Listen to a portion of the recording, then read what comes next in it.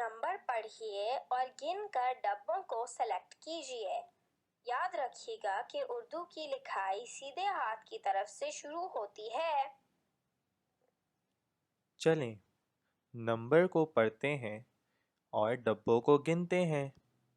हमें याद रखना है कि उर्दू की लिखाई सीधे हाथ की जानिब से शुरू होती है। तो सबसे पहला नंबर हम देखते हैं 10। नंबर 10।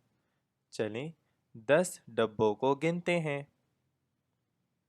1 2 3 4 5 6 7 8 9 10।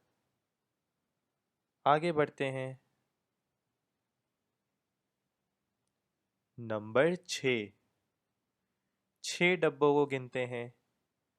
1 2 3 4 5 6। आगे बढ़ते हैं। नंबर 9। 1 2 3 4 5 6 7 8 9। चलिए अब सबमिट का बटन दबाकर अपने जवाबात को देखते हैं।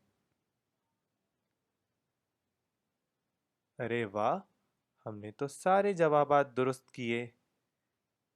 अब हम आगे बढ़ सकते हैं।